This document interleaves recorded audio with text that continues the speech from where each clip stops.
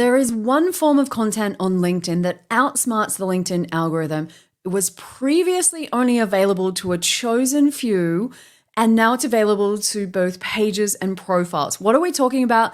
LinkedIn newsletters. If you don't have one, I want you to listen in to my top 5 reasons that I think every business should consider setting up a LinkedIn newsletter. G'day everyone, it is Michelle J. Raymond back again for another episode. And podcast hosts always say they're excited, but this week, listeners, I am genuinely excited, not just about the topic that we've got today about LinkedIn newsletters and how they can really drive business growth, but I've got some other news to share with you. Hot off the press, I'm heading to the UK to speak at the Uplift Live conference. If you're anywhere nearby that area and can make it, I would love to meet as many of the podcast listeners as I can.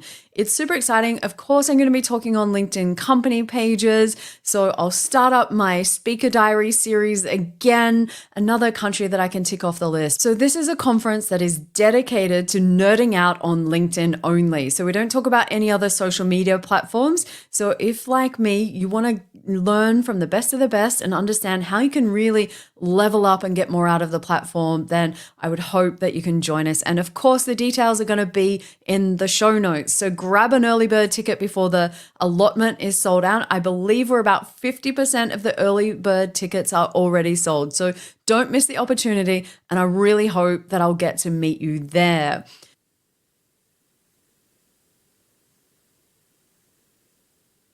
The second thing that I'm excited about is we're talking about LinkedIn newsletters this week. And once upon a time, like I said in the intro, you may not have known it, but LinkedIn newsletters were reserved for a chosen few. Very few people had access to them. Fast forward to 2021, and they rolled out LinkedIn newsletters as part of creator mode. So if you had creator mode switched on, you had access to LinkedIn newsletters. And then not long after that, about 6 months, a year later, LinkedIn company pages then had the option to run newsletters. And now with the disappearance of creator mode, we've now got newsletters available to all. Now, I'm going to go into my top 5 reasons that I like LinkedIn newsletters, but there was also a report done by the Edelman Thought Leadership Report, which I've spoken about on the show several times because it's just so good, and it was commissioned in conjunction with LinkedIn. So we can really get some insights into what is driving the decisions of LinkedIn. Why are they going long when on every other platform, people tell you go shorter, that people's attention spans are shorter? Well, the difference is in the B2B world, we're often looking to make buying decisions that are for hundreds of thousands of dollars, millions of dollars in some case. They take, 18 months, 2 years, sometimes even longer to make happen. And you're not making decisions on those numbers over those timeframes based on a short form TikTok. You want to do a deep dive, and people are looking for that information. They want to make sure that they're making the right decision along the way. And there's so many different ways that you can use LinkedIn newsletters, which is obviously one of the reasons that I love them. Haven't heard of it already? Metricool is an all-in-one social media management tool that is a lifesaver for scheduling, analyzing, and managing social media content. Whether it's for my podcast or LinkedIn pages, I can tackle everything in one place. Plus, Metricool is free today, tomorrow, and for life, allowing anyone to test out the platform and get hands-on with their social media management. Their free plan allows you to connect one brand across many social networks. With Metricool's free plan, you get access to in-depth analytics to make more strategic decisions, planning and auto-scheduling of up to 50 pieces of content per month to save time, promote your posts in seconds by creating and managing ads directly through the platform, view best times to see when your followers are more active and know when to post. Review and reply to all important social media messages with Metricool's inbox feature. Analysis of 5 competitor profiles to spy on the brands you like, and much more. It's truly a tool that you'll want to add to your social media toolkit.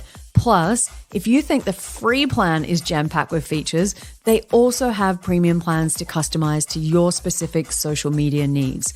To everybody that's listening, make sure you create your free account today and get started exploring the platform. All the links are in the show notes. Now, I've had mine going for a while. I've had about 7,500 subscribers on my personal one and another few thousand over on my company page. And it was just so easy for me to get started. For me, setting up a LinkedIn newsletter was way easier than setting up a newsletter off the platform. And even understanding the downside of this is I don't own my list, building on borrowed land, so to speak.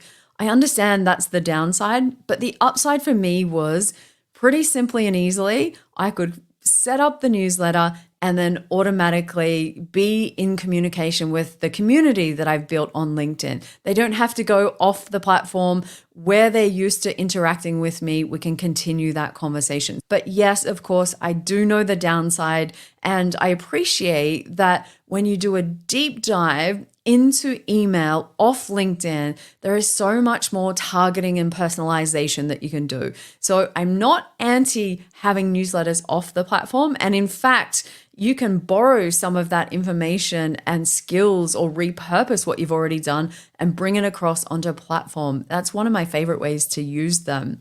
And I'm coming off a high this week because I've been working with one of my clients on a strategy around how they should launch a new newsletter for their company page. And we've been working on that, and we've been focused so much on making sure that the newsletter was all about adding value to their target audience. Now, this is a page that has 150,000 page followers. So not your everyday page, a pretty chunky size of followers. And we wanted to really take advantage of that. Now, within 24 hours, we had over 20,000 subscribers.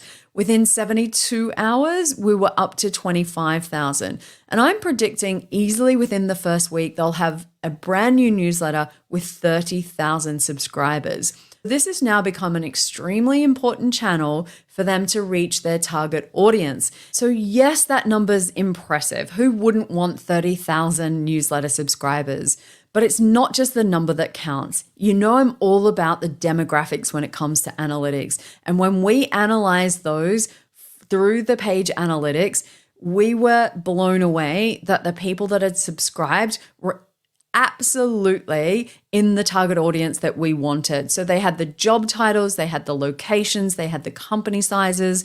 So it was just a win on all fronts. And, you know, if that's where we start, it's only going to get better with time as we learn what their audience reacts to, what they like, and how we can really make sure that that newsletter stays valuable. Before we go into my 5 favorite reasons that I think you should have a LinkedIn newsletter, I'd love to know in the comments, have you got one? Is it on your profile? Is it in your company page? What success have you had? Let me know. If you can't comment, then drop me a DM over on LinkedIn. Make sure that we're connected. Let me know that you're listening to this episode. I'm going to rank my 5 favorite reasons that I think you should consider a LinkedIn newsletter in order, saving the best to last. So make sure you stick around for number 1. But let's start with number 5. What is my 5th favorite reason for LinkedIn newsletters that I think you should take into consideration? Well, quite simply, the flexibility. You have the opportunity to run it through your company page or your personal profile, or if you have employees, you can run it through their personal profiles as well. So you have so many opportunities to do it in different ways with lots of flexibility. Now, I'm all about the power of 2. The LinkedIn branding book, when we wrote it, is built on that. How can we leverage both sides of LinkedIn? Now, when it comes to your company page, if you set up a newsletter over there, the only proviso is you need 150 page followers. So that's a bare minimum. The best part about it is if you have a much bigger page and you have separate brands, or maybe you deal with information going to different locations, you can set up to 5 different newsletters per company page. So that's a pretty cool idea that you can play around with. And remember, we're always only setting up content that we can manage over the long term and do consistently. My 4th favorite reason for loving LinkedIn newsletters is the fact that not only do they get discovered on LinkedIn, but they also get discovered on Google. That's right, they're indexed by Google, which means that if someone goes to Google and types in a question looking for answers and your LinkedIn newsletter is the best choice, then Google will put that information forward. So I think that's brilliant because LinkedIn is seen as trustworthy and credible with Google. So quite often those results are way up the top, far more than I can achieve by myself as a small business. And if you think about it, if you create your own newsletter off LinkedIn, we don't get this benefit. So that's why it comes in at number 4 for me. Moving on to my third favorite reason that I love LinkedIn newsletters, and that is the power of repurposing. These newsletters on LinkedIn give us opportunities to reuse some of our content, and that could be a blog article that you've written off the platform. It could be an existing newsletter that you do off LinkedIn but want to leverage your LinkedIn community. Podcast episodes you can easily embed. YouTube videos you can easily embed. Same with LinkedIn posts. There are so many different ways that you can take what you've already created and give it another life on your LinkedIn newsletter. You know I'm a big fan of any time that we can take existing content and stretch the life out of it, repurpose it, get more return on our investment for the amount of time that it takes. So from this perspective, it's another big tick from me. My second favorite reason for loving LinkedIn newsletters is just how easy they are to set up.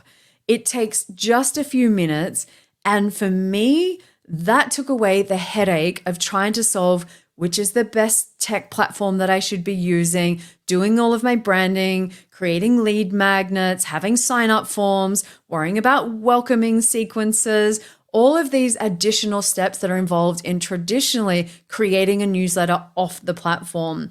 And that for me has put me off for a number of years to the point where I'm only now just getting around to it.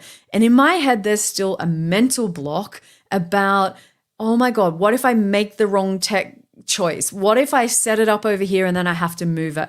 What is an email sequence that is not going to annoy everybody else? Oh man, do I have to go and create a lead magnet? What is a lead magnet? What's the best one? These are the kinds of questions that have been going on in my mind at different stages over the years. With the LinkedIn newsletter, it was set up pretty quickly in a few minutes, very easy to follow, press publish, and away I went. So that is my second favorite reason for why I love LinkedIn newsletters so much. The ease of setup is second to none. So what is my number one reason that I love LinkedIn newsletters? I'll let you know after this quick break. So my number one reason for loving LinkedIn newsletters is the fact that they are the ultimate algorithm buster. So let me tell you how this works. On the very first time that you publish, the newsletter goes out to every single one of your personal connections and followers. Think of it as a golden free kick that only happens on that first ever newsletter. And the same happens over on your page. When you press publish, it gets notified to every single page follower. It is the only time that that happens on LinkedIn. So make sure your first newsletter is the best. Once that goes out to people, they have the opportunity to subscribe. And once they hit subscribe, that means every time you publish the newsletter, they'll receive a notification. For some people, depending on their settings, they'll also maybe get a copy in their inbox off LinkedIn. So it's not even lost in amongst the notifications. It is the ultimate LinkedIn algorithm fighter. And if you think about it, when you do a normal post, the algorithm determines who that is most relevant to and shows a percentage of your followers and connections. With a LinkedIn newsletter, every time you hit publish, it goes out to all of your subscribers who have their notifications turned on, or it will show up in their inbox off LinkedIn. So if you think about it, you press publish on the newsletter, it notifies every single one of your subscribers, and then automatically you're no longer fighting for space and really facing fierce competition in the home feed. Now, this is especially important for company pages, which we know aren't being displayed there as much. So we've got to find ways to work around this. So that's why I love LinkedIn newsletters. That is my favorite reason of all. And if you're just starting out on LinkedIn, I would suggest just hanging back on this for a little bit. find your feet, work your way around on the platform. And then when you have that consistency and grow a decent community, then you can really take advantage of that free golden kick that happens on the first newsletter. So I hope that that has inspired you to consider LinkedIn newsletters, that there is a place for long form content on the platform, that the modern B2B buyers are actually asking for this content. They don't always want short form content. So no more fighting with the algorithm is exactly what I'm up for, and I hope that you are too, listeners. Now, rather than an actionable tip this week, it's a bit of a LinkedIn new feature public service announcement that I thought I'd go with, and it's actually related to LinkedIn company page invites to follow the page. Now, the reason that I want to bring this up is that LinkedIn did some changes with the admin layout over in page admin view. And when they did that, they moved the invite to connect, where you get 250 invites. They moved that into a random place under analytics. And so we all lost it. And there was a bit of an uproar, and we gave them feedback. And thankfully, they listened. And now it's sitting over in the admin view, left-hand menu down the side, you'll see invite followers. And so that's the place where you can go and look for it. You get your 250 invite credits per month. If you don't use them, you lose them. So if you haven't been able to find it, that's where it is now. If it's not there, then it just means that the update hasn't rolled out to you as yet. So hang in there. They are fixing it. So listeners, as we wrap up the show today, if you want to know what a LinkedIn newsletter looks like or have a look at some best practices, why not come across to my LinkedIn profile, Michelle J. Raymond, have a look in the featured section, and you will see my newsletter there. Click on that. You can go back and have a look through the past editions at the different layouts and styles that I've tried. And I'm always happy to make recommendations if you'd like to look at some other great examples. So until next week,